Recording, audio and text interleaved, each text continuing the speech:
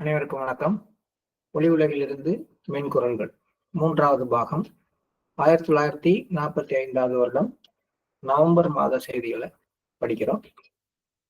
6 November 1945. Babuji. மக்கள் பேசிக் கொண்டிருந்தனர். பாபு ராமேஸ்வர் பிரசாத் மிஸ்ரா அவரிடம் உற்சாக பரவச நிலை, அதாவது ஜஸ்பா அதிகரிக்கப்பட்டால் தன்னால் மிக அதிக அளவில் பணியாற்ற இயலும் என்று கூறினார். அதற்கு பதிலளிக்கும் பொழுது மதிப்பிற்குரிய லாலாஜி, சகஜ மார்க்கம் எனப்படும் இந்த அமைப்பின் ஆரம்பம் அன்பு ராம்சந்திராவால் ஏற்பட்டது. இது இந்து பாரம்பரியத்தை பின்பற்றுகிறது. இந்து மதத்தில் தூய்மையான சத்திய நிலையை பின்பற்றும் முயற்சி எப்போதுமே இருந்து வருகிறது. தேவைப்பட்ட போது அந்த விசேஷ சக்தி கூட பயன்படுத்தப்பட்டது. நான் இதை பற்றி முன்பு கூட, அதாவது ஜூன் 25ஆம் தேதி 1945 அன்று பேசியிருக்கிறேன். இது சொல்றார். நம்ம எல்லாருக்குமே இதை பத்தி ஓரளவுக்கு ஒரு ஐடியா இருக்கும், நம்மளும் அனுபவிச்சிருப்போம். இந்த ஜஸ்பா அப்படிங்கிறத இது எங்கேயும் சொல்லப்படல. நானா இதுவாதான் இருக்கும் அப்படின்ற ஒரு யூகத்துல சொல்றேன். இந்த உற்சாக பரவச நிலை அப்படிங்கிறது எப்பெல்லாம் நம்ம அனுபவிக்கிறோம் அப்படின்னு பார்த்தோம்னா, மாஸ்டரோட விசிட் எங்கேயாவது இருக்கு, அவங்க ஒர்க் பண்றோம், இல்ல பண்டாராவில் ஒரு வேலை நடக்குது அப்படின்னா பாத்தீங்கன்னா, அது வரைக்கும் தூங்கி வழிந்து கொண்டிருந்த ஒரு மையம், அதுல இருந்த அபியாசிகள் எல்லாம் பாத்தீங்கன்னா அந்த ஃபங்க்ஷன் நடக்கிறதுக்கு 2 நாளைக்கு முன்னாடி பாத்தீங்கன்னா அப்படியே மலர்ந்துருவாங்க, ஒரே உற்சாகமா இருப்பாங்க. அந்த வேலை எப்படிதாங்க நடந்து முடிஞ்சுது அப்படின்னு தெரியல அப்படின்னு சொல்லுவாங்க. ஃபுல் அண்ட் ஃபுல் எனர்ஜெட்டிக்கா இருந்தேன் அப்படின்னு சொல்லுவாங்க. கொஞ்சம் கூட சோர்வே கிடையாது என்கிட்ட அப்படின்னு சொல்லுவாங்க. இதுதான் நம்ம உற்சாக பரவச நிலை அப்படின்னு எடுத்துக்கலாம். அதாவது வெளியில, உள்ளுக்குள்ளார அந்த ஒரு தன்மை இருக்கும். அதனுடைய வெளிப்பாடு எப்படி இருக்குன்னு கேட்டா, எந்த நேரமும் மனதுல ஒரு உற்சாகமும் இதயத்துல ஒரு பரவசமும் இருக்கும். அப்படி ஒரு கண்டிஷனை எனக்கு கொடுத்தா இன்னும் நிறைய நேரம் நான் வேலை செய்வேன் அப்படின்னு ராமேஸ்வர் பிரசாத் மிஸ்ரா சொல்றார். இப்ப நமக்கும் அது தோணுது இல்லையா? மாஸ்டருடைய ஒரு ஃபங்க்ஷன் வருது, மாஸ்டருடைய விசிட்டுக்காக ஒரு இடத்த தயார் பண்றோம், இல்ல பண்டாராவுக்காக ஒரு இடத்த போய் ரெடி பண்றோம். அந்த மாதிரி நேரங்கள்ல பாத்தீங்கன்னா எப்படி இருந்தோம் நம்ம, அதே மாதிரி கொடுக்கப்பட்டால் நமக்கு எனர்ஜி, எல்லா நேரமும் நம்ம நல்லா பணியாற்றலாம் இல்லையா? இதுதான் அவருக்கும் தோணிருக்கு. ஆனா லாலாஜி என்ன சொல்ல வர்றாரு அப்படின்னு பார்ப்போம். இப்ப இவர் இப்படி பேசிட்டு இருக்கிறதை கேட்கும் பொழுதே லாலாஜி பதில் சொல்றார். ராமேஸ்வர பிரசாத் மிஸ்ரா வேற யார்கிட்டயோ பேசிட்டு இருக்காரு வெளியில உட்கார்ந்துருக்க மக்கள்கிட்ட. அந்த நேரத்துல லாலாஜி பிரசன்ட் ஆகி பாபுஜி கிட்ட சொல்றாரு, சகஜ மார்க்கம் என்கின்ற இந்த அமைப்பு முழுக்க முழுக்க இந்து பாரம்பரியத்தை பின்பற்றியது. இதுல அடிப்படையில தூய்மையான சத்திய நிலை அது மட்டும்தான் பேஸ்ல இருக்கே ஒழிய இந்த பரவச நிலை பற்றி இங்க அதிகம் நம்ம பேசுறது கிடையாது. அந்த ரியாலிட்டி அப்படிங்கிற பேஸ்லதான் இந்த அமைப்பு கட்டமைக்கப்பட்டிருக்கிறது. அந்த தேவைப்பட்ட போது அந்த சத்திய நிலையின் சக்தியும் கூட பயன்படுத்தப்பட்டது அப்படின்னு சொல்றார். இதை பத்தி முன்னாடியே பேசினேன் அப்படிங்கிறாரு. அதையும் நான் எடுத்து போட்டிருக்கேன். 1945 ஜூன் 25 அவர் பேசினது என்ன அப்படிங்கிறத பத்தி நம்ம அடுத்த இதுல படிப்போம். அதுக்கு முன்னாடி இதை படிச்சிருவோம். ஜஸ்பா என்று அழைக்கப்படும் ஒரு உற்சாக பரவச நிலை முகம்மதியரின் காலத்தில் இருந்து ஆரம்பித்தது. அதுதான் அந்த காலகட்டத்துலதான் இந்த உற்சாக பரவச நிலை பத்தி அதிகம் பேசப்பட்டது. அந்த டெக்னிக்கை அவங்க ஃபாலோ பண்ணாங்க. இன்னும் நீங்க சூஃபி கதைகள்லாம், சூஃபி துறவிகளை பத்தி எல்லாம் பேசும்பொழுது அவர் உற்சாகத்துல ஆட்டம் ஆடி கொண்டிருந்தார். அவர் அந்த தெய்வீக பரவசத்துல ஆழ்ந்திருந்தார். அந்த நிலையிலேயே அவர் பேசிட்டு இருந்தார் எப்பொழுதும். இப்படிங்கிற விஷயங்கள் எல்லாம் அதுல வரும். ஆனா இஸ்லாமிக் உடைய அந்த கல்ச்சர் டெவலப் ஆன பொழுது, அந்த method of spiritual training exist ஆன பொழுது அவங்க இந்த ஜஸ்பாவை ஒரு முக்கியமான விஷயமா பேஸா வச்சிருந்தாங்க. அது அந்த காலத்துக்கு தேவையாக இருந்தது.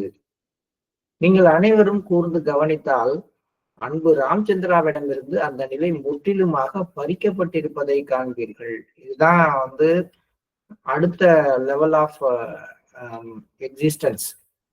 எது ஒண்ணு மேல ஒரு இயக்கம் கட்டமைக்கப்பட்டு வந்துச்சோ அங்கிருந்து அடுத்த நிலைமைக்கு வருது. அதாவது சூஃபிசத்துல இருந்து அடுத்து வந்து அந்த கான்சியஸ் அப்படியே திரும்பி த்ரூ சகஜ மார்க் இங்க மாறுது. இப்போ மாறும் பொழுது அந்த பேஸையே எடுக்கப்பட்டுருச்சு. சகஜ மார்க்கத்தை உருவாக்குறது பாபுஜினா அவர்கிட்ட முதல்ல செய்யப்பட்ட வேலையே அந்த உற்சாக பரவச நிலை முற்றிலுமாக நீக்கப்பட்டதுதான். அதனால்தான் தற்போதைய அமைப்பு உருவாகி வளர்ந்து கொண்டிருக்கிறது. அமைப்பின் முன்னேற்றத்துடன் இதுவும் அதிகரித்து கொண்டே போகும். ஸோ அப்படியே ஆப்போசிட்டா சொல்றாரு, இந்த உற்சாக பரவச நிலைக்கு கொஞ்சம் கூட ஆசைப்படாதீங்க. இந்த அமைப்பை உருவாக்குறதுக்கு முன்னாடியே இந்த அமைப்பை யாரு உருவாக்க போறாங்களோ அவங்களை தயார் பண்ணும் பொழுதே அவங்கள்ட்ட இருந்து இந்த பரவச நிலையை முற்றிலுமாக நான் நீக்கிவிட்டேங்கிறார். இந்த உற்சாக பரவச நிலை முற்றிலுமாக பறிக்கப்பட்டிருக்கிறது. இதனால் தற்போதைய அமைப்பு உருவாகி வளரக்கூடும். அதனாலதான் இந்த சகஜ மார்க்கம் உருவாகி இருக்கு. அமைப்பின் முன்னேற்றத்துடன் இதுவும் அதிகரித்து கொண்டே போகும். ஜஸ்பா என்பது பாபு ராமேஸ்வர் பிரசாத் மிஸ்ரா கருவது போன்ற ஒன்று அல்ல. அவர் என்ன ஐடியாவில் இருக்கிறாரு அப்படின்னா, அந்த ஜஸ்பாங்கிற அந்த பரவச நிலைங்கிறது ஒன்ஸ் உள்ளார வந்துருச்சுன்னா நீடிச்சு நிற்கும். அப்படியே வந்து அதுலயே இருக்கலாம், எந்த நேரமும் மிதந்துகிட்டு இருக்கலாம். அப்படி ஒரு உள்ளுக்குள்ளார அந்த மாதிரி ஒரு உற்சாகமும் ஒரு எனர்ஜியும் இருந்துட்டு இருந்துச்சுன்னா நம்ம வந்து கடுமையாக பணியாற்ற முடியும், நிறைய ஆன்மீக வேலைகள் பார்க்க முடியும் அப்படி என்றெல்லாம் அவர் நினைக்கிறாரு. ஆனால் அதுவும் நம்ம இந்த ஜீல் அல்லது எந்தூசியாசம் அப்படின்னு சொல்ற உண்மையான ஆர்வமும் ஒன்று அல்ல அப்படின்று லாலாஜி சொல்றார். அங்கேயும் அதுக்கும் மேலேயும் இன்னொன்னு சொல்றாரு, ஜஸ்பா என்பது பாபு ராமேஸ்வர் பிரசாத் மிஸ்ரா கருதுவது போன்ற ஒன்று அல்ல. ஆர்வம் மற்றும் உற்சாகம் என்பது உண்மையில் மிக நெருக்கமான பற்றுதல் ஆகும். ஆனால் ஜஸ்பா என்பது லௌகீக தன்மையுடைய ஒரு வகையான கிளர்ச்சி. அது வந்து ஒரு உள்ளுக்குள்ளார இருந்து ஒரு ஒரு எமோஷனலா நமக்குள்ளார ஒரு கிளர்ச்சியை, ஒரு போதையை, ஒரு இன்டாக்சிகேஷனை கிரியேட் பண்ற மாதிரியான ஒரு விஷயம் தானே ஒழிய அது வந்து உண்மையான ஒரு ஆர்வமோ உற்சாகமோ அப்படின்னு நம்ம எடுத்துக்கொள்ள முடியாது. ஒரு ஒரு ஸ்பிரிச்சுவல் ஆஸ்பிரண்ட ஆர்வம் அல்லது உற்சாகம் அப்படிங்கிறது மிக தூய்மையாக உள்ளுக்குள்ளார இருந்து வர வேண்டும். உணர்ச்சி பரவச நிலையோடு ஒப்பிடும் பொழுது இதன் வேகம் பல மடங்கு அதிகமாகும். உதாரணத்துக்கு சொல்றோம் அப்படின்னா, இப்ப இந்த கோயில்ல சாமி வந்து ஆடுறாங்க, இதை கூட ஒரு ஜஸ்பான்னு நம்ம சொல்லலாம். அதெல்லாம் ஜஸ்பா கிடையாது. இது உண்மையா வந்து அவங்க பேசுற நிலைமை வேற, நம்ம அதை சொல்றதுக்காக எடுத்துக்கிற நிலைமை வேற. இப்போ ஒரு எக்ஸாம்பிளுக்கு பார்த்துட்டோம்னா, நாம நமக்குள்ளார மாஸ்டர் இருக்காரு அப்படின்னு நினைக்கிறதுக்கும், கோயில்ல சாமி வந்து ஆடுறவங்க தன்னை மாஸ்டரா தன்னை வந்து சாமியா பண்றதுக்கும் யோசனை பண்ணி செய்யறதுக்கும், ஒரு இந்த சபரிமலை மாதிரி சில அமைப்புகளுக்கு மாலை போட்டு போறவங்க தங்களை வந்து ஐயப்ப சாமி அப்படின்னு சொல்லிக்கிறதுக்கும் உள்ளுக்குள்ளார வித்தியாசம் பார்த்துட்டே வருவோம். அப்படின்னு பாத்தீங்கன்னா, அந்த சாமி ஆடுறவங்க வந்து கம்ப்ளீட் எமோஷனலா இருக்கிறாங்க. அடுத்து இந்த மாதிரி மாலை போட்டு விரதம் இருந்து போறவங்க ஓரளவுக்கு அறிவுபூர்வமா தங்களை வந்து அந்த மாதிரி ஒன்றாக நினைத்து கொள்றதுக்கு முயற்சி பண்றாங்க. நம்ம அமைப்புல நம்ம என்ன பண்றோம், உணர்ச்சி பூர்வமாகவும் இல்லை, அறிவு பூர்வமாகவும் இல்லை, உணர்வு பூர்வமாக நம்ம இடத்துல நம்ம வந்து நம்முடைய குருநாதரை எடுத்து வைக்கிறோம். இப்ப பாத்தீங்கன்னா, நம்ம ஃபர்ஸ்ட் ஒன்ல இருக்கக்கூடிய உற்சாகம் இதுல இருக்காது. அந்த மாதிரியா நம்ம இருக்கோம் இல்ல. ஒரு சாதாரணமாக ஒரு கோயில்ல ஒரு திருவிழாவுக்கு மக்கள் எந்த அளவுக்கு உணர்ச்சி பூர்வமா செயல்படுறாங்களோ அந்த மாதிரி நம்மள்ட்ட இருக்கிறது இல்லை அந்த அளவுக்கு. அது மாதிரி ஒரு இந்த விரதம்லாம் இருந்து கோயில்களுக்கு எல்லாம் போறவங்க அவங்க எந்த அளவுக்கு இருக்கிறாங்களோ அந்த மாதிரியான ஒரு கட்டுப்பாடும் அந்த மாதிரியான ஒரு தீவிரத்தன்மையும் நம்மள்ட்ட இல்லை. ஏன் இல்லைன்னா அதுக்கான அடிப்படையெல்லாம் உறிஞ்சப்பட்டு விட்டது. வெளிப்புறமாக இந்த மாதிரி விஷயங்கள் வராத மாதிரி தான் நம்ம அமைப்பே கட்டமைக்கப்பட்டிருக்கிறது. ஆனால் நமக்குள்ளார உண்மையான ஆர்வம், உற்சாகம் அது மெல்ல மெல்ல தூண்டப்படுகிறது. அதனுடைய வேகம் இந்த மற்றவற்றை போல பல மடங்கு அதிகமானது. இது ஒரு ரீசன். அடுத்து இன்னும் இதை பத்தி நிறைய சொல்றாரு. ஏன் இதை நம்ம தெரிஞ்சுக்கணும்னா, நம்ம எல்லாம் எதையோ ஒரு பறி கொடுத்த மாதிரி தானே இருக்கோம். நீங்க பாத்தீங்கன்னா ஸ்பிரிச்சுவல் சைட்ல நம்ம வந்தோம்னா, நம்ம தியானம் பண்றோம், ஆசிரமத்துக்கு போறோம். ஆனா பாத்தீங்கன்னா முகத்துல நம்ம கிட்ட ஒரு ஒரு திருப்தியோ ஒரு இதுவோ கிடையாது. எந்த நேரமும் ஏதோ பறி கொடுத்த மாதிரியாக அப்படியே போறோம், அப்படியே வர்றோம், அப்படிதான் இருக்கும். ஏன்னு கேட்டா, வெளிப்புறமாக தெரியக்கூடிய விஷயங்கள் முற்றிலுமாக எடுக்கப்பட்டுருச்சு. உண்மையான ஆர்வம், உற்சாகம் உள்ளுக்குள்ளார இருந்து தூண்டிவிடப்படணும். அந்த தூண்டுதலுக்கு நாம் முயற்சி பண்ணணும். அந்த முயற்சியோடு கூடவே அந்த உண்மையான ஆர்வமும் உற்சாகமும் நம்முடைய செயல்பாடுகள்ல முறையாக வெளிப்படணும். ஆனா மக்கள் பாக்குறதும் மத்தவங்க பாக்குறதும் நம்ம பாக்குறதும் என்னன்னா, எடுத்த எடுப்புல நம்ம ஒரு சின்ன குழந்தை மாதிரி அப்படி இருக்கணும் அப்படிதான் நினைக்கிறாங்க. அந்த ஒரு மேலோட்டமான உணர்ச்சி பூர்வமான அந்த நிலையானது இங்கே கிடையாது. ஆனால் இங்கே உருவாக்கப்படுற நிலை அதை விட பல மடங்கு அதிகமான தன்மையுடையது சொல்ற. இப்ப நம்ம அந்த ஜூன் 25 லாலாஜி என்ன பேசினார்னு பார்ப்போம். மதிப்பிற்குரிய லாலாஜி, அன்பு ராமச்சந்திரா, இந்த ஆன்மீக அமைப்பில் இருந்து உணர்ச்சி பூர்வமான ஆவல் மற்றும் உணர்ச்சி பிணைப்பின் சாயலை அறவே நீக்கிவிட்டார்.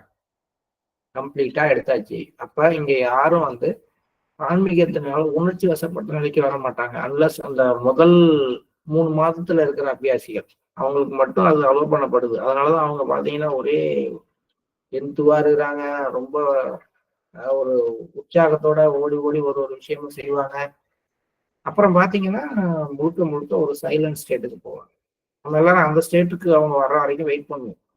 ஆரம்பத்துல இருக்கக்கூடிய அந்த ஆர்வத்தை நம்ம ஒரு பொருட்டா எடுத்துக்க மாட்டோம். ஏன்னா அது உணர்ச்சி வசப்பட்ட நிலை. இந்த உணர்ச்சி வசப்பட்ட நிலை முற்றிலுமாக இந்த ஆன்மீக அமைப்பில் இருந்து பாபுஜியால் நீக்கப்பட்டு விட்டது. அவர் கொடுக்கிற பிரணாகுதியை நீர் பூத்த நெருப்பு அல்லது சூடான மணலின் தகிப்பு இவற்றோடு ஒப்பிடலாம். வெளியில தெரியுமா? மணல் சூடா இருக்கு தெரியுமா? போய் தொடர வரைக்கும் அல்லது அது கிட்ட போய் ஒரு 1 சென்டிமீட்டர் 2 சென்டிமீட்டர் தூரத்துக்கிட்ட நம்ம கை இருக்கிற வரைக்கும் அந்த மணலோட தகிப்பு கண்ணால பார்க்க முடியாது. வெளிப்படா தெரியாது. தண்ணினா தெரியும், கொதிச்சுட்டு இருக்கும், நல்லா ஆவி வந்துட்டு இருக்கும். ஒரு இரும்பு ஹீட் ஆகி பழுத்துதுன்னா அந்த அந்த கலர் தெரியும் நமக்கு. மணல் சூடாக இருக்கும் பொழுது அந்த சூடு எப்ப தெரியும்? அது கிட்டக்க போற வரைக்கும் தெரியாது. வெளிப்புறமாக எந்த ஒரு மாற்றத்தையும் அது காட்டுறது இல்லை. அது மாதிரி நெருப்பு இருக்கு. நெருப்பு நல்லா எரிஞ்சிட்டு இருக்க பார்த்தா அதோடைய கலர் வச்சு அது சூடு இருக்கிறது தெரியும். ஆனா நீர் பூத்த நெருப்புன்னா உள்ளுக்குள்ளார நெருப்பு இருக்கும், மேல சாம்பல் படிந்து இருக்கும். அதோடைய ஆனா தொட்டா நான் விட்டுருமா? அது தொட்டா சுட்டுடும். அது மாதிரியாக அவருடைய பிரணாகுதி இருக்குது.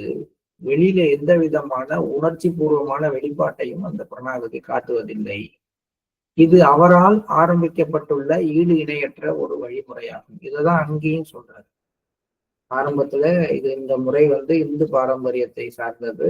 இதனுடைய அடிப்படை, இதனுடைய தொடக்கம் ராமச்சந்திராவால் ஏற்படுத்தப்பட்டது அப்படின்னு சொல்றார். ஆன்மீக முன்னேற்றத்திற்கு தீவிர உணர்ச்சி இனி தேவையில்லை. எனினும் பிரணாகுதியின் மூலம் போதிய பயன்பெற்ற ஒருவரால் தான் அத்தகைய பிரணாகுதியை வழங்க முடியும் என்பதில் ஐயமில்லை. இதுதான் லாலாஜி இப்ப கோட் பண்றாரு. அந்த ஜூன் மாசத்துல நான் ஏற்கனவே சொல்லிட்டேன், இந்த அமைப்புல அந்த ஜஸ்பாவுக்கு வேலை இல்லை அப்படின்னு. இது நம்ம எல்லாருக்குமே கொஞ்சம் தேவையானதுதான். ஆனா ஏங்கிறது இப்ப தெரியாது.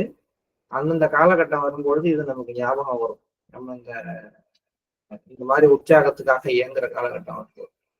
அது போலவே இந்த நிலையை நாம அனுபவிக்கவும் முடியும். அதுல ஒரு ரகசியம் இருக்கு. நீங்க மிஷன்ல அடிக்கடி நீங்க உங்க சென்டர்ஸ்லயோ எங்கேயோ ஒரு ஃபுல் டே சத்சங்கம் அல்லது ஒரு ட்ரைனிங் ப்ரோக்ராம் இதெல்லாம் நீங்க அட்டன் பண்ண போனாலும் அல்லது இவற்றையெல்லாம் அரேஞ்ச் பண்ணி நடத்தினாலும் அந்த ஒரு நாள்ல இந்த கண்டிஷன் தற்காலிகமாக வழங்கப்படும். ஏன்னா ஜஸ்பா நிலையை வந்து தொடர்ந்து வைத்துக் கொள்ள முடியாது. அது வந்து எரியிற விளக்கு மாதிரி. ஒரு விளக்கு எரியுதுன்னா அப்படியே எரிஞ்சிட்டே இருக்காது. அப்புறம் அப்படியே கீழே அப்படியே மங்கிக்கிட்டே வந்து திரி குறையும். அப்புறம் ஒருத்தர் எண்ணெய் ஊற்றணும், அப்புறம் ஒருத்தர் தூண்டி விடணும். அதுக்கப்புறம் தான் வந்து அது திரும்பி எரிய ஆரம்பிக்கும். அது மாதிரி இந்த உற்சாக பரவச நிலையானது தொடர்ச்சியாக இருக்காது. அதுக்கு இன்னொருத்தர் தூண்டுதல் கொடுத்துட்டே இருந்தா மட்டும்தான் அது இருக்கும். அந்த நிலை போணுச்சு அப்படின்னா ரொம்ப டல் ஆயிடும். அந்த மாதிரி ஒரு நிலைமை வந்துடும். அதையும் நம்ம பாக்குறோம்ல, ஒரு ஃபங்க்ஷன் அதாவது இருக்கு. அந்த 3 நாள் முடிஞ்சு எல்லாம் கிளம்புனதுக்கு அப்புறம் அங்க இருக்கவே நமக்கு பிடிக்காது. ஓன்னு இருக்கிற மாதிரி இருக்கும். முதல்ல நம்ம கிளம்பிடுவாங்க எல்லாரும் கிளம்புறதுக்கு முன்னாடி அப்படின்னு சொல்லுவோம். ஆக்சுவலி இதுதான் ஜஸ்பான்னு மனசு சொல்லல. நல்லா திரும்பியும் சொல்ல விரும்புறேன். ஆனா நான் வந்து எனக்கு புரிகிற விதத்துல இந்த மாதிரி ஒரு உற்சாக பரவச நிலையானது நம்மளாலையும் இந்த மாதிரி நேரங்கள்ல அனுபவிக்கப்படுது. ஏன்னா நான் வாலண்டியர் ஒர்க் பார்க்கறதுக்கு நிறைய ஃபங்க்ஷன்ல பார்த்துருக்கேன். அந்த 3 நாள் எங்கேருந்து அந்த எனர்ஜி கிடைக்குமோ, எங்கேருந்து அந்த உற்சாகம் கிடைக்குமோ, தூக்கம் வராது, பசிக்காது, என்ன செஞ்சாலும் அதுக்கான எனர்ஜி கொட்டிக்கிட்டே இருக்கும். அந்த 4 நாள் 3 நாள் முடிஞ்ச பிறகு பாத்தீங்கன்னா சுத்தமா எல்லாத்தையும் நம்மகிட்ட இருந்து அப்படியே உருவி எடுத்த மாதிரி நம்ம இருக்கும். நிறைய பேரு நீங்களும் அனுபவிச்சிருக்கீங்க. அதனால இந்த நிலையை தான் நம்ம அங்க சொல்றாங்க போட்டிருக்கு அப்படின்னா நம்ம எடுத்துக்கிறோம். இது நிரந்தரமானது. எது நிரந்தரமானதுன்னா முன்னாடி பக்கம் அந்த பக்கத்துக்கு முதல்ல வர்றது எதுனா உண்மையான ஆர்வம் மற்றும் உற்சாகம் தூய்மையானது. உணர்ச்சி பரவச நிலையுடன் ஒப்பிடும் பொழுது இதனுடைய வேகம் பல மடங்கு அதிகமாகும். இந்த உண்மையான ஆர்வமும் உற்சாகமும் நிரந்தரமானது. ஆனால் ஜஸ்பா என்ற உற்சாக நிலையை பொறுத்தவரை அதனுடைய உத்வேகம் அதிகரிக்க எப்போதுமே அதற்கு தூண்டுதல் அளிக்க வேண்டிய தேவை உள்ளது.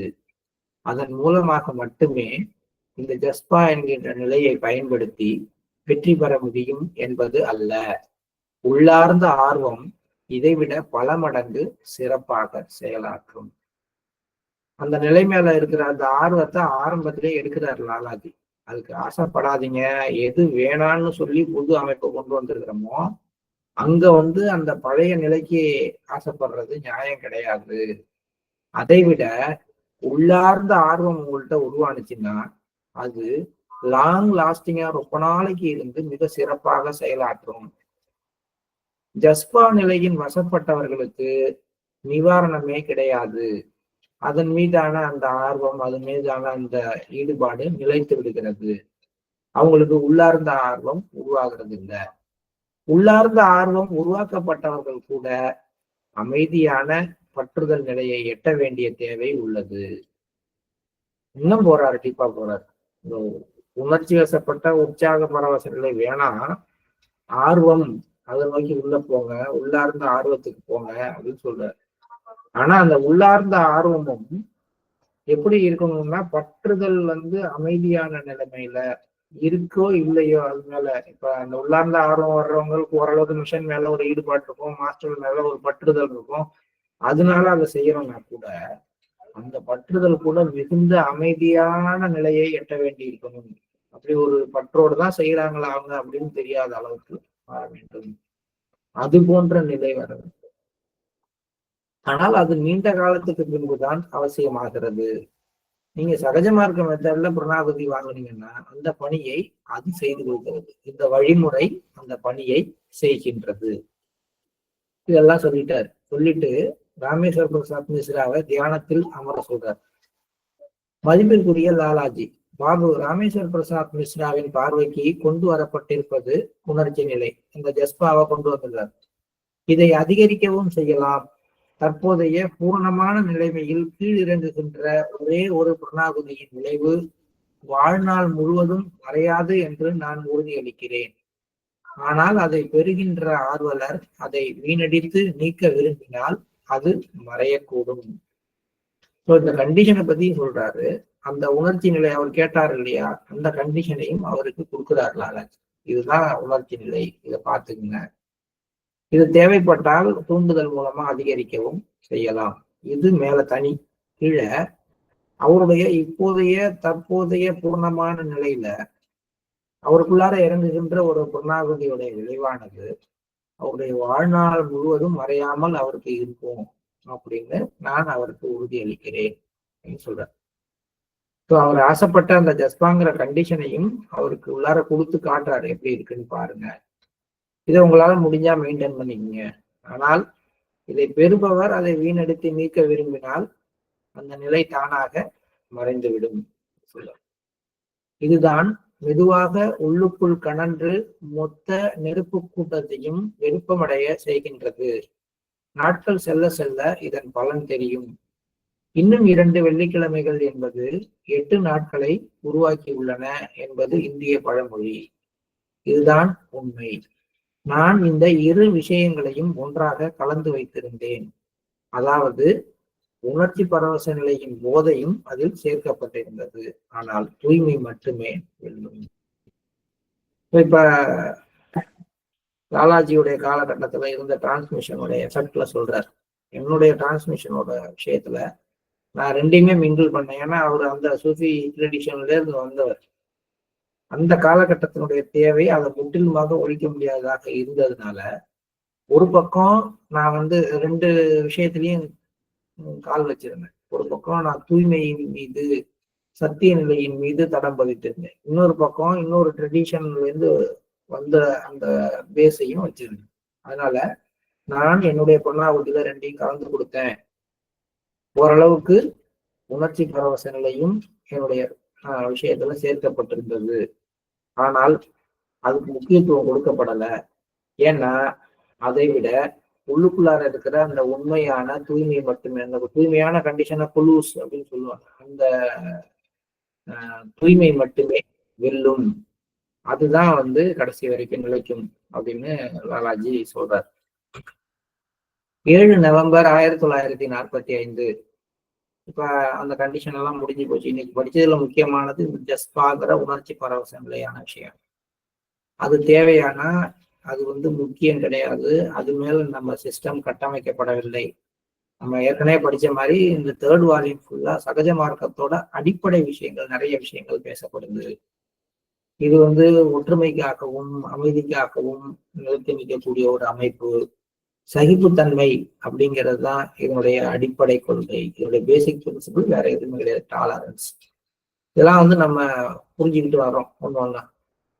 எது மேல இந்த அமைப்பு கட்டமைக்கப்பட வேண்டும், இந்த உறுப்பினர்கள் எதை நோக்கி செல்ல வேண்டும் அப்படிங்கிற விஷயங்கள் எல்லாம் நம்ம படிச்சுக்கிட்டே வரும் பொழுது ஒரு முக்கியமான காலகட்டத்துல இன்னைக்கு நம்ம படிச்ச விஷயம் என்ன அப்படின்னு கேட்டா, நம்ம எல்லாருமே நினைச்சிட்டு இருக்கோம் ஆன்மீகம்னா அப்படியே மிதக்கிறது, அந்த மாதிரியான ஒரு கண்டிஷன்ல இருக்கிறது, எந்த நேரமும் அப்படியே உற்சாகத்தோட உள்ளுக்குள்ளார அப்படியே ஒரு ஆனந்த பரவச நிலையில இருக்கிறது அப்படின்னு கட்டாயமா இல்லை அப்படின்ட்டாரு.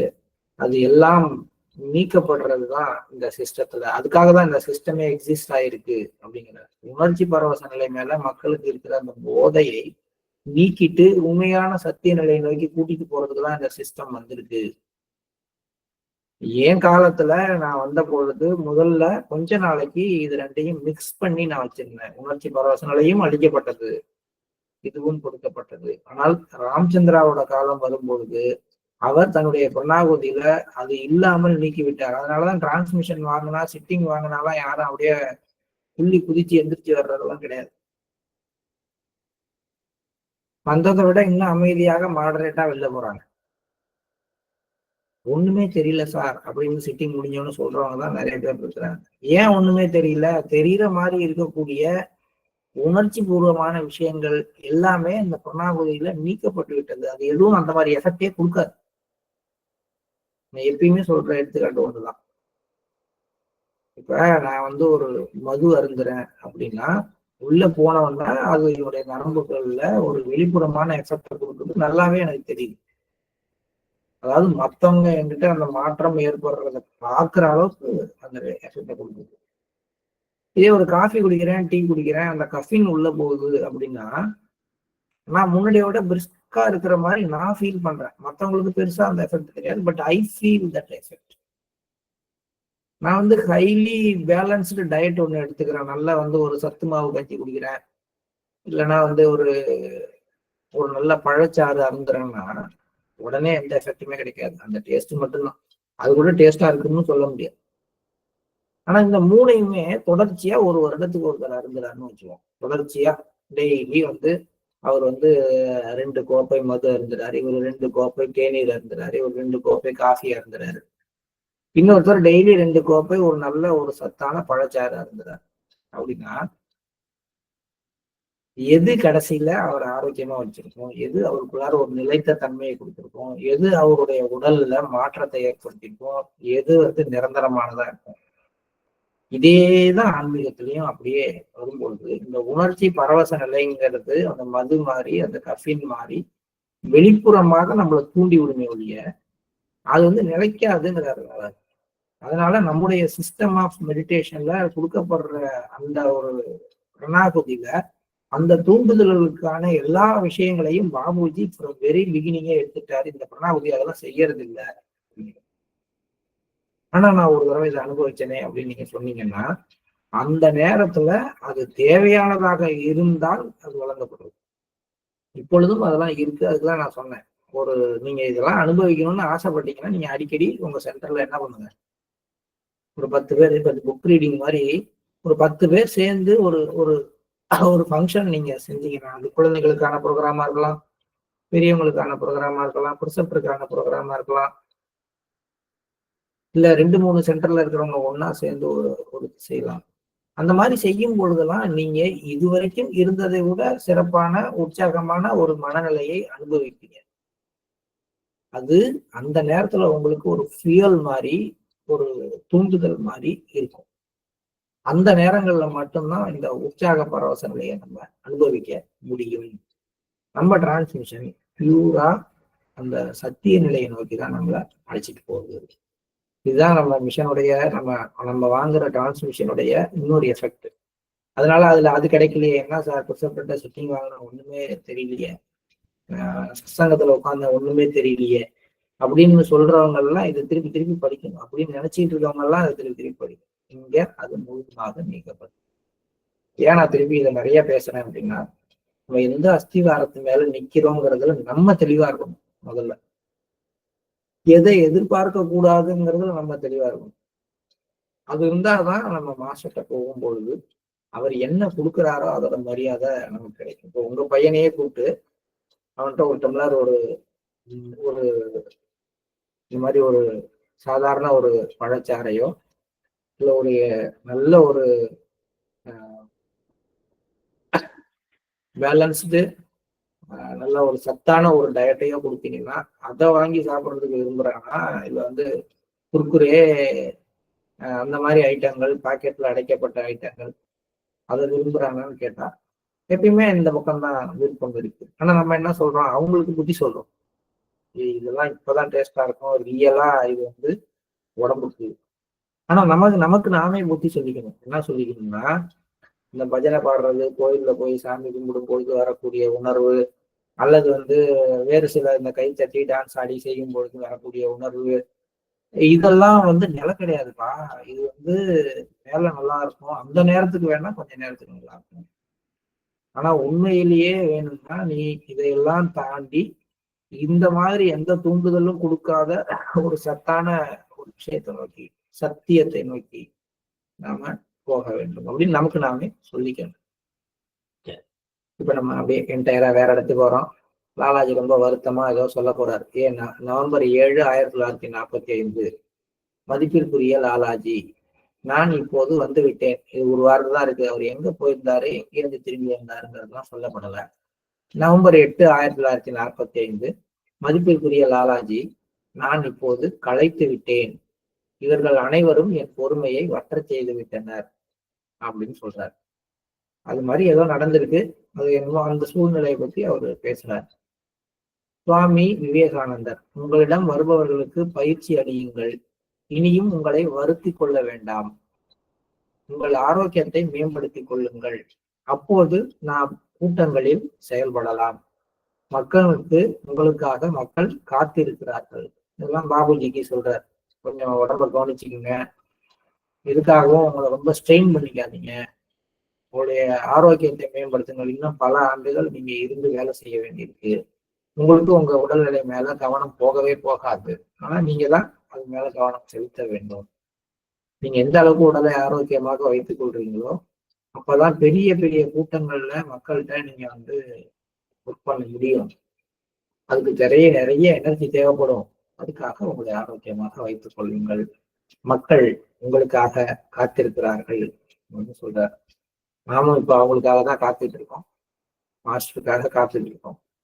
இந்த காத்திருத்தல் வந்து நமக்குள்ளார தெய்வீக அருளை நிரப்பட்டும் அப்படிங்கிற ஒரு பிரார்த்தனையோடு காலை நேர தியானத்திற்கு சொல்லுவோம்.